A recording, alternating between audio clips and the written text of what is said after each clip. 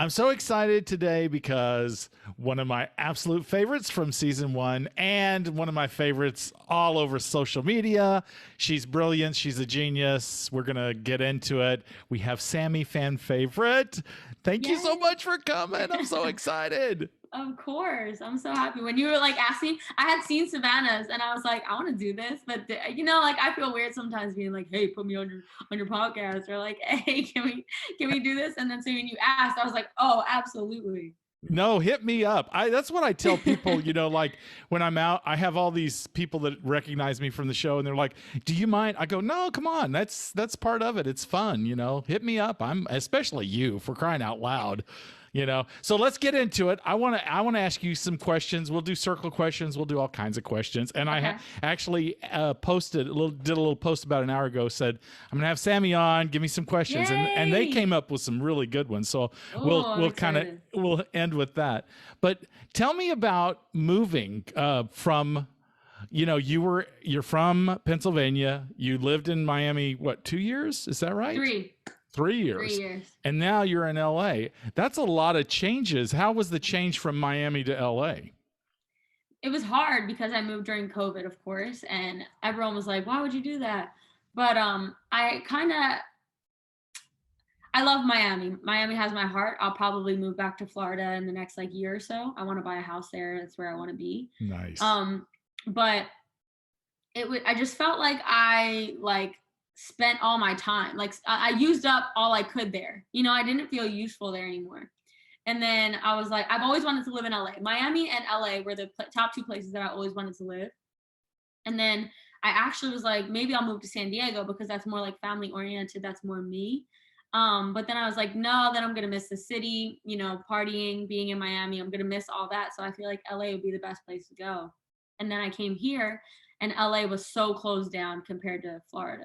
Miami in general is its own state, I feel like. Yeah. And they didn't care about COVID at all. And I stayed in the house, but I think it made me feel better just knowing in the back of my head that I could go out if I really wanted to. I could leave the house if I wanted to. I could go this place if I wanted to. When I was here and I came here during that time, this was completely closed down. Like there was no in the back of my head, like, oh, maybe I could go here. Nothing was open. They did not allow anything. So that was really, really difficult. And I didn't like the apartment that I lived in. And there was a lot of other outside factors that I was dealing with. So it was hard. It was really difficult. I've been here for a year now, and I've just started to like it probably like 2 months ago. Really? Because it's opened up some, although the mask thing has started again, but Yeah, the but mask thing has started again, but but at least you get out and see yeah. people and Hmm. live. I felt very caged. I mean, Dallas, of course, it's Texas. We opened up probably before anybody else, but at first it felt very isolating, is what I thought. And especially Hmm. if you make a new move to a new place, that's got to be really hard. Yeah, it was so. I mean, luckily, thankfully for social media, like that's where I met all my friends, and my closest friends that I have here were originally we talked on social media after the show came out, and luckily we had that January to June, July, so we had a good Right. 6 7 months of talking through social media. So once I got here and finally got to meet people in real life, face to face in the flesh, it was like we knew each other already. So that made it very comforting. And I was able, and they're like the type of friends where you can just like chill at home. And they didn't want to go out either because of COVID. So it was really nice. We were getting COVID tested, staying safe, making sure we were making the right moves, right decisions. Yeah. Well, good Made for it you. easier. Good for you. That's very smart. And yet you still got COVID, unfortunately. Yes, which is Oh, crazy, dude. I got it from going out to literally one restaurant. I had been in Miami. I had been partying. I had been doing all of these things. I came back, tested for COVID for a whole week straight, every single day. I was supposed to leave. I was supposed to leave the country for a project, and that I can't really talk about. But I was supposed to leave, couldn't leave. They had been testing me for a whole week straight. Never got it. Ended up going to a restaurant one night with my friend. Came back next day, tested positive. 3 days later, sick as a dog. oh man. Ah, But it I wasn't meant to be. That's how I took it. It wasn't meant to be. I well, wasn't supposed to leave the country. Yeah, but you tease us a little bit. I want to know more, but I know you can't talk about it, but I know it's coming, so that's exciting. That's very exciting. I like how you do it. You know, I loved you on we'll talk about The Circle a little bit. I loved you on season 1. The reason I applied is because of all of you guys. Really? We my niece and nephew live here in Dallas, and we were in lockdown, and I couldn't go see them or see their kids, and so they called me and said, Uncle Lee, there's this great show on Netflix. Now, this was March because you guys came out in January, but I hadn't seen it. And they go, Right. let's watch it. So we'd watch an episode and then Zoom and talk about it. And of course, my favorites were you, Chris, Shabam, and Joey. And I love Seaburn, but I love all of them. They're all Yeah. so fun to watch, you know. And you guys, it was nice to invite you into our home. And then I got to meet you in LA, which was so exciting. I loved Yes. meeting you. You're just as authentic as I thought you would be. You are the real Aw. deal, Sammie. You're the real deal. I love that. That makes me happy. I love hearing that. What did you think when you were going on? I mean, because you guys were like the trailblazers. We all came in kind of, okay, you guys, oh, look at the baby. She was going to climb on the computer. She Of loves course. to just sit on the computer. Of course. It's like mommy's talking. I need to get in the middle of it. Oh, what's her name? Honey. Hi, honey. Oh, see, she talks. Hi, Hi, honey. Oh, she's Yeah, so honey. cute. She is cute. Wow. And got She's personality. beautiful. She is a gorgeous, gorgeous cat. Look at how cute she is. So going in, what was it what you expected, or was it completely different than what you thought? So going in, like I was not ready for anything, to be honest with you. I didn't even have in the back of my head like, oh, you're going to be on television, or oh, you're going to be on Netflix, or oh, you're going on a reality show. I never thought anything of it. To me, it was just like one big game.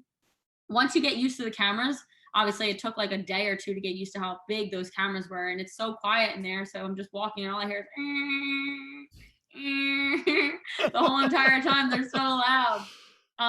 But once I got used to that, it kind of just felt like I was home, like I was just there. Obviously, it was weird not having my animals with me, but like I'm pretty much a homebody anyway. So being secluded really didn't it affected me a little bit, but not too much. Not like, crazy that I had to like worry about it. And I really didn't think about the show afterwards. Like once I landed back in Miami, I forgot about the show. I like hit the ground running. I went right back to work. Was working, every day. I was still going to school. I'm getting my master's degree. And so I didn't think anything of it. And then the trailer dropped December 11th. And I remember that's when everything changed. December 11th, 2020 or 2019, actually. Right. Yeah. December 11th, 2019 was the day that literally changed my whole entire life, because the trailer dropped and I had 8,000 followers. The trailer dropped and I was waking up thousands of followers for like the whole 3 weeks before the show even aired on New Year's. And I was like, dude, what? And then the first... Honey, what's she doing? I don't know what the hell she did. Go check her. Go check her out. I love...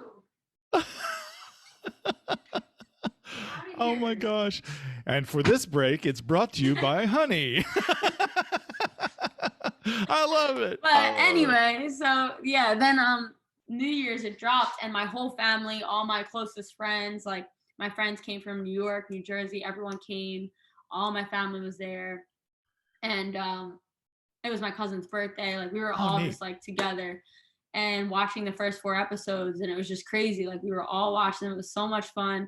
And then I was the first influencer, like the first influencer on the show. My whole family, like everyone was screaming, getting all excited, like so excited. Like it was great to just watch it. And I obviously knew, I didn't tell anybody in my life, in my family or my friends at the time, like where I ended in the finale. Oh, really? Okay. I didn't tell them anything. Like I didn't tell them anything until after the first 4 episodes. I would fill them in on little things from the first 4 episodes. But other than that, like I kept my mouth shut. So it made it like so much more fun to watch. Yeah. And all my friends, like after each episode, we would like refresh my Instagram, and it would be like 20K, 30K, 40K. And it was just going up and up and up. And like, I think in the first month I had like at least 400,000 or 500,000 followers. That's fantastic. And then it just slowly started to dwindle. And then March 13th, COVID.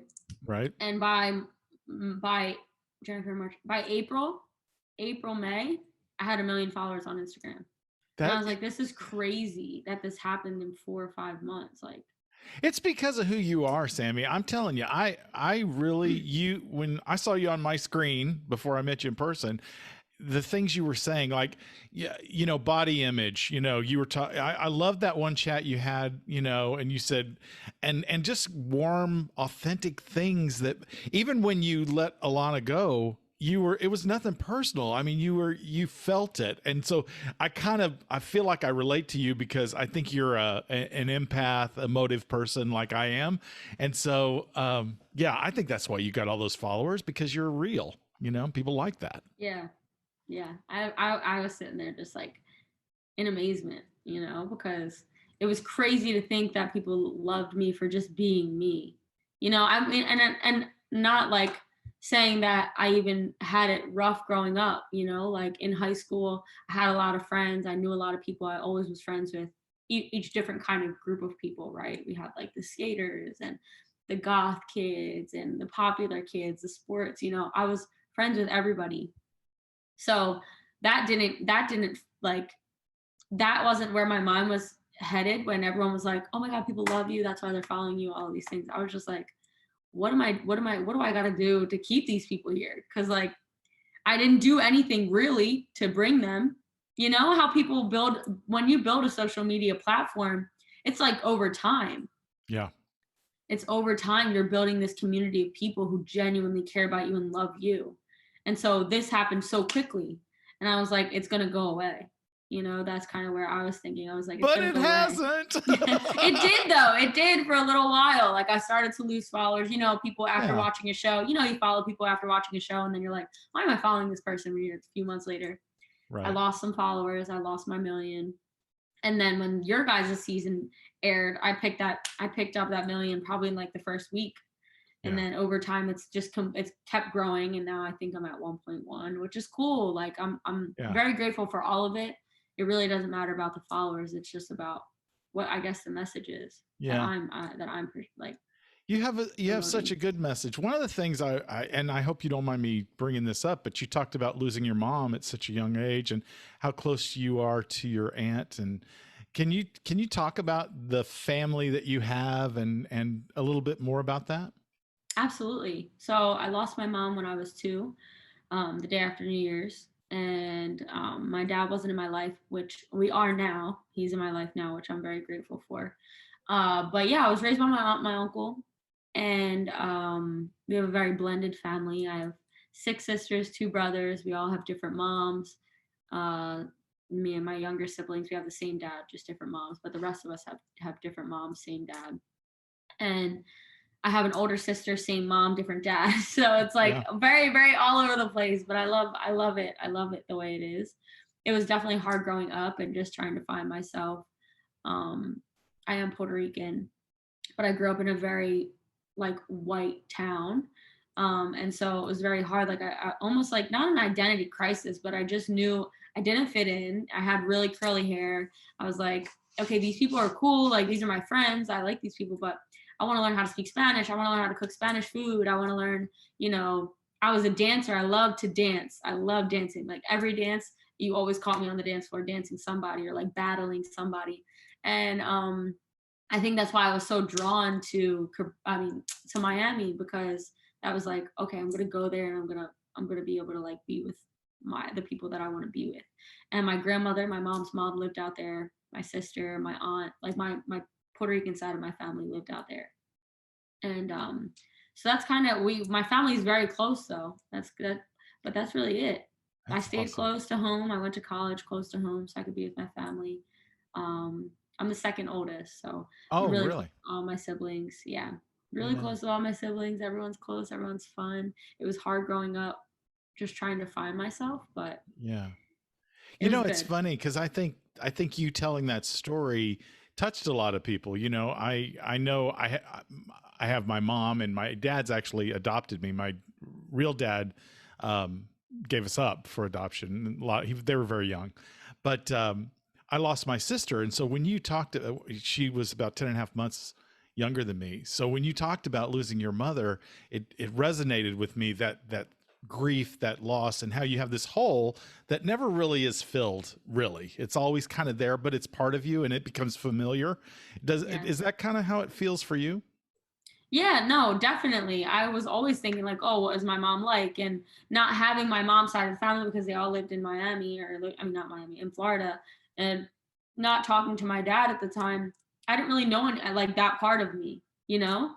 Yeah. And both of my parents are Spanish, and I just felt like I didn't know that side of me. I didn't know anything about myself. And so I was just like, oh my God, I just felt like I struggled a lot. I won't say I was an angry child, but I definitely like put my parents through some stuff.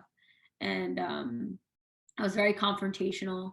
You know, I was very quick to fight and get angry and blow up and had a temper. But it was more so just like I felt like I always had something to prove just from Sure. having that like empty spot. You know what I mean? Yeah. And I think that's what a lot of people resonated with too, is just like everyone has dealt with grief. Everyone has dealt with loss in some type of way, whether it's death, losing a friend, getting out of a relationship, losing a parent, you know, losing a sibling, whatever it may be. We all relate to each other so much more than we know, so much more than we think. I agree So with you. I agree with you. Okay, I want to pivot just a little bit. Let's yeah, talk about your education. When you talked about yes, working with autistic children, I mean, I have friends and family that have autistic children who are beautiful, amazing, wonderful things. That touched me as well. I'm just going to go down the list, Sammie, of all yeah, the of things course. that you did that touched me. But you finished your master's, is that right? Yeah, I finished my master's in December. Actually, December 11th. Isn't That's that crazy? That was that's like my last day of my master's was exactly a year from when my life changed. So just like another pivotal moment in my life. That's an Changed important again. date. You every December 11th, I'd be kind of having my little I'm like, what's Spidey. gonna happen? What's gonna happen next? What's next in my life? What's coming? So is that still kind of in the plans? Are you still wanting to be, you know, supporting autistic behavioral kind of things for children? Is that still something you're interested in? Yeah, so when I finished my master's, you still have to accumulate a certain amount of hours. And so I did. I accumulated the hours that I needed to, and I handed them in March, April. And then I quit my day job and have been doing social media full time because that's really something that I've always loved to do. I've always been on like YouTube for the past 6 years, No doing YouTube, kidding. Instagram. Yeah, like doing little things. And like my friends would even make fun of me, like, oh, Sammie's always trying to take pictures. She's always trying to record something. She's always trying to do this. Like I was doing it in high school and college when like it wasn't cool yet. You know what I Wow. mean? Yeah. 2015, 2016, it wasn't cool yet. And but I didn't like I feel like if I would have stayed consistent with it then, I would have still been at the place that I'm at now, whether, you know, whether I got the circle or not. So I still believe that I would still be in the position that I am now. It just happened a lot sooner and happened in a better way, I think. Yeah, a But different way. Yeah, yeah, exactly. different way. And but yeah, so I quit my day job. I've been doing social media full time, and I just have to sit for my board exam. I'm kind of procrastinating because I'm so scared that I'm not gonna pass Oh, because I'm really? so bad at exams. Like I am so bad at exams. Like so before you become a BCABA or a BCBA, right? A board certified analyst, board certified behavior analyst, um, or assistant behavior analyst, which is a BCABA, you have to sit for an RBT exam. And I had to take that test 3 times. Oh, Like, wow. like, okay, not 3 times. I lied. 3 times for the company that I worked for. But when I actually sat down for the board and took the RBT, I passed it on the first try. Okay. But I'm just not good at tests. So I had to practice a lot. And then going to school, you know, getting my master's, I was working like 2 jobs at the time. So I got by. I think I graduated like a 3.3, It's but not bad. Come on. it's not bad, but I almost had a 3.7 in my undergrad, and then in high school, you know, I was up Yeah. there. I was always like honors, whatever. So 3.3 is kind of not the greatest. And so I'm a little nervous. I'm not gonna lie. I Okay. have, you know, just been holding off, but it is still a passion of mine. I'm so happy that I have my master's. And it's not just my degree is specifically in autism, like applied behavior analysis for autism is what my degree is. But I have worked for companies that just are doing any kind of disability in general. Nice.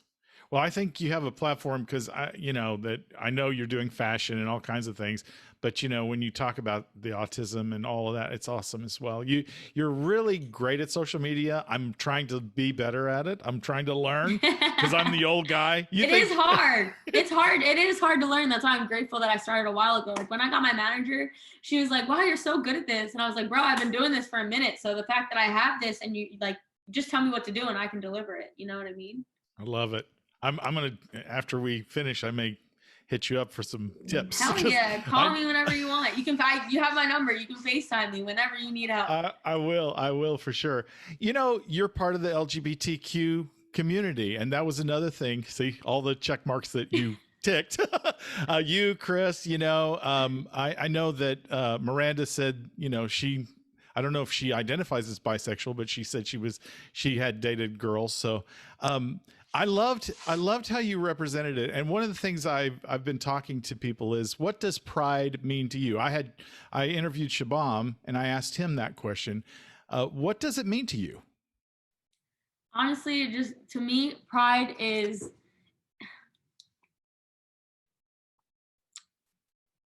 I don't want to say a generic thing that everybody says, right? But when I think about pride, I just think about people completely 1000% being themselves and trusting in themselves to be who they want to be with no care in the world about anybody else, right? And I'm not necessarily saying that it just has to be the LGBTQAI plus community. It can be anyone, to have pride, to be happy, to be proud of yourself, to be comfortable, to be open. That's what I think about pride. Yeah. What was your first gay pride celebration like? Do you remember what that was like? Yeah, I went to Outfest in Philadelphia in 2017, in Penn's Landing, and it was the most eye-opening, amazing time of my life. So I told my cousins, my two closest cousins who are also gay, I told them that I had liked girls, or that I thought I liked girls, in 6th grade. So how old are you in 6th grade? Like 12, 13? Yeah, 12, 13. 12, 13. Yeah. So I told them then, and they were like, "Okay, well, have you ever kissed a girl or done anything like that?" And I was like, "No." And at that time, nobody was really gay. Nobody was out. You know what I mean? You didn't really see people walking down the street holding hands. And it's crazy to think that was only a couple years ago. Isn't that crazy? It's nuts. So I was like, all right, maybe it's just I don't know. And my family's very open and understanding and welcoming. So I wasn't worried about my family. It was more so just do I know or do I not? Do I know? Do I not? And then I remember I would write in I had a journal, and I had a crush on this girl, but I didn't openly say it in my journal. And I had these two friends. And I remember it was maybe around 8th grade. They read my journal and they were like, "Do you have a crush on this girl?" And I was like, "No." And I'm like, why are you reading my journal, you weirdo? Exactly. What the hell? That's private. But it's private. But I was like, yeah, I definitely had a crush on her. And then I had my first girlfriend in my sophomore year of high school. We dated for 3 years. Oh, and wow. Yeah, it was just that. And then obviously that's how I knew. I told my family knew, and my family welcomed her. We went on vacations together. We did everything together. But yeah, Outfest, my first ever experience, that's 2016. Amazing. I think I was dating my girlfriend at the time, or we were talking. We weren't dating yet. We were talking. I was still figuring out. And then when I went there, I was like, oh yeah, this is exactly where I belong. This is amazing. These are my people, is what I felt. I mean, I remember I was looking around and go, wow, I am not crazy. I have a community. I mean, it was amazing the first time I went, and that was a long time ago. Yes, I know. In college, that was just the best time for me, because I was friends with the other people in the community, and we would go to gay clubs and bars, and just in college, that's where everyone's finding themselves. So I was experimenting. Yeah. Yeah. So if this is too personal, are you currently single? Are you seeing somebody? I am single. As a Pringle. I have been single for a good 3 months now. Okay. And that's off of a pretty long-term relationship, I believe. Is that right? Um, On and kind of, off. but not Okay. really. Okay. It's too complicated. We could be here for about 7 hours if you really want to know. But yeah, no, it's been Yeah. amazing. All you need to know is that it has been an amazing 3 months, and I am better than I have probably been Yeah. in a very long time. So are you at the point you're ready to be open to seeing people? Or are you still kind of like, I like myself, I just want to be by myself for a while? Honestly, both. Like, I'm so good by myself, but I have been going on a few dates, and I have been, Okay. dibble dabbling. Love it. I love dibble dabbling. It's a But lot of fun. I do love being by myself. I will say I have been having a really, really amazing time sleeping alone, being alone, not having to worry about nobody else except me and what I have to do, being able to travel, like being able to just get up and be like, okay, like me and Savannah are going to Miami tomorrow. I know. And I'm so we're staying there excited for a you week. guys. Yeah. So like just being able to get up and like do whatever I want whenever we want, like that's like amazing. I got to tell you, you and Savannah on the YouTube stuff, I was like, I told her, I said, you guys need to do more of that because there's Yes. some kind of chemistry between you two that's so engaging. I want to watch more of it. So Mhm. I hope you guys do more of the YouTube because you guys are awesome together. Thank you. I hope so too. We do have to, it's just our schedules are so, because I'm like going, where I'm at home and just not doing anything. And she's the same exact way. So it's hard. So I'm happy that we're going to Miami. We're definitely going to make it like a content trip. We're going to get as much content as possible. Awesome. All right. As I told you, I had some questions from people. Okay. So let's go. This is from Amorous Bronco. What were you most nervous about when you entering the circle? Entering the circle? Most nervous about? Maybe nothing. Honestly, it was so like I'm just gonna say going there in general, like going to the UK, like flying. I was just worried. I mean, I knew it was real. I knew obviously I wasn't going to be abducted or something like Sure. My family was like, "Oh my god, like you're just gonna go. You don't even know what's going on." Like, hello. And so getting off the plane and like having my chaperone right there at the gate. And I had to like text my family really quick and be like, hey, just got here. Love you guys. Goodbye. Turn my phone off, handed my phone in. And like that was probably the most nerve-wracking time because I didn't have anything. Like I just said bye to my family and that was it. Handed my phone in. So that was definitely nerve-wracking. But then going into the actual filming apartments, probably just like I was nervous about what they would use and what they wouldn't use during editing and production process. Right. If I said anything that like I would regret. Now, mind you, we shot this. The show didn't come out until 6 months later, and I'm sitting there like, what the fuck did I say 6 months ago? Like I don't even remember what I ate yesterday. Yeah. That was nerve-wracking. Well, for me, I didn't realize I cried every 5 minutes. That's the thing when I was watching. I loved watching you. I would sit there. Who was I watching? I think I was watching it with my ex, and we were watching it. When we had COVID, that's when we watched it. We watched the whole entire thing. Is when we both had COVID. We were sick for like literally 2 weeks. So we watched it, and I remember like every single time you would cry, I would be tearing up, and he would be like, "Yo, you guys need to be friends because you cried just as much." And I'd be like, "He's right though." I love you, Sammie. That's so awesome. Okay, let's see. Let's go to another one here.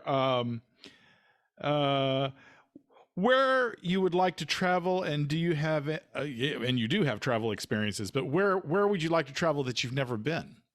Greece and Italy. That's like my top 2 right now. I'm going to Bali next year with one of my good friends. We're doing like a little influencer trip where we take a bunch of our fans to a destination. So we're going to be going, there's going to be 40 girls coming with us on a destination trip to Bali. But yeah, I definitely want to do Greece. I definitely want to do Italy. Like that's it. Like those are the top 2 I need to go. Me too. I've never been to either one. And Greece, that one where they're on the Mediterranean coast with those white buildings and it's on the cliff. all those. Oh my God, I know. It's like Mamma Mia, the movie Mamma Mia, like where they are. Oh, that's where I want to go. I need to go right there. Just plop me there. Oh my God, I'll go with you. Let's do it. Okay. Let's see. This is from Quinn Ward. What was the most challenging part of being in the circle? The food. I couldn't eat. I hated the food in the UK. There was no flavor. There was no nothing. There was no seasoning. They had no sazon to put on nothing. It was disgusting. It was different, wasn't it? I mean, I got good food, but the seasoning was just, it was bland, a lot of the food. It was very bland. I couldn't eat. I think I ate like cold shrimp or cold prawns for like 3 days, 4 days. Wow. Wow. To the point where they were coming over the speaker and they were like, "You need to eat." And I was like, "No, I'm not eating this stuff." I can't. That's so funny. We are similar because they would say, "You haven't eaten enough. You need to eat." You know, they were real bossy. I was like, oh, I don't feel like eating any of this. But anyway, this is from Nat Trout 28. How close do you remain friends with Joey, Shabam, and Chris? I literally was just talking to Shubham this morning. Oh. Let's see, was it this morning that I texted him back? Yeah, I texted him back. He's going to Hawaii. Oh. And then, yeah, he's going to Hawaii with a friend. Joey, I was just talking to Joey. I was just with Joey. Honestly, all of them. Like, I'm trying to go. Oh, wait. I can tell you this.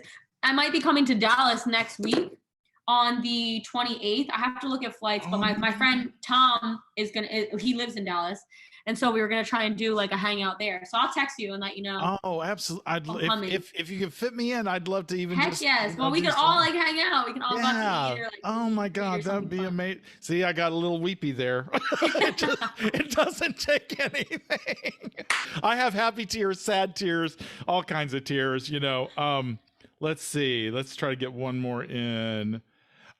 If you had won, what would you have done with the money? This is from Aesthetic IRIXX. If I would have won, what would I have done with the money? That's so hard to say. It's so hard to say. Like when I won the 10K, I put it towards school and you know, paid off some of my bills that I had, which was really just school. That's the only bills I have is school. And I really don't know what I would have done. At the time, I remember saying I wanted to pay off school and I wanted to buy a house and I wanted to do all of these things. But now, thinking back on it, paying off my loans would have been stupid because paying off a lump sum like that, it would just not make sense. Yeah. You know? Yeah. And they had, you know, been talking about possibly taking away student loans and forgiving student loans and stuff like that. So I hope they do that so much. I still hope they do it. But and then buying a house, like I don't even know. I know now that I want to live in Miami, but at that point, like if I would have bought a house in Miami, I would have never ended up moving here and gotten to experience all of these things. So It's very different. It's a different aspect to look at now, a year and a half later, what I would have done with the money then. Yeah. But I'm saying, like looking at it now, that's where I've gotten so much grief from the hardcore fans saying, "Why did you say a pool?" And it's like, honestly, that's probably what I would have done. I really have always wanted a pool, always. So, but that's it wasn't as sympathetic for you know, which I'm so glad Delisa won. She was amazing. Oh my God, she's so deserving of that. Like so deserving. And of course, all of you are, but just like seeing her win. And just during the time, like you know, I feel like I'm going to get a little controversial right now, but with reality television shows and some of the things, like when do you see a Black woman coming up and winning and being at the top in the highlight in the forefront, you know? I feel like it was just so deserving. I'm so proud of the circle for your season and our season, the diversity, because like our season and your season, the host is Michelle.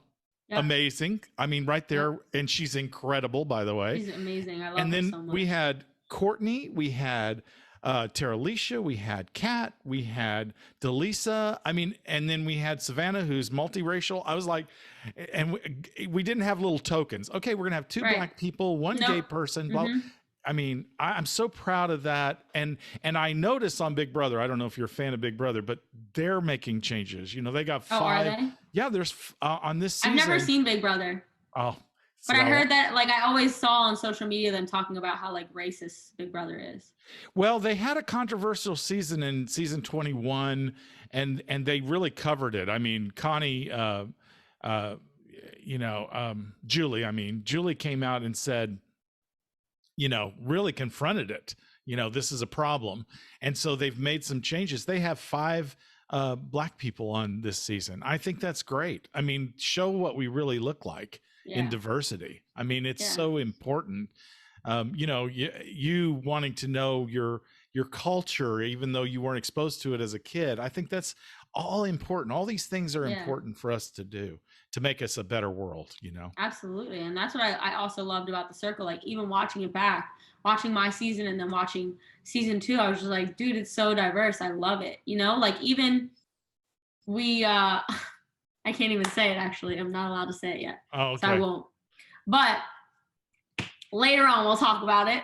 Okay. Just like the amount of diversity that they gave us through The Circle, and it's been amazing, and I have been so grateful for it, and I love it, and I love that each one of us has covered an aspect of the world and a part of the world that children can look up to and watch it and say that they resonate with this person, they resonate with this person, they resonate when it comes to age, when it comes to what you look like, what you believe in, you know, just like what you stand for. We've touched on every part of that, you know, and it's really, really, really, really, really a great thing that I've been able to see from The Circle. And honestly, just in general, like even Disney Plus, the movies, the kids movies that they're coming out with, and the things that they're showing on Netflix. And it's become such an amazing world. And just like to run back to the LGBTQ, you know, talk that we just had.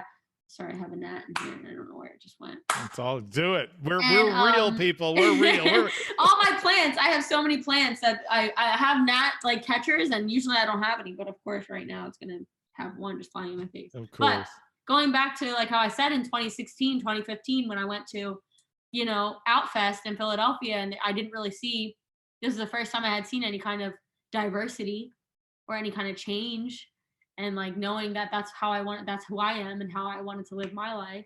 And so the fact that I'm now in that spot of like showing that little girl who I was, right, who you can be, it's just cool. I went on a rant. I'm babbling. No, you're not. Sammie, I am so proud of everything you're doing with your platform and your message.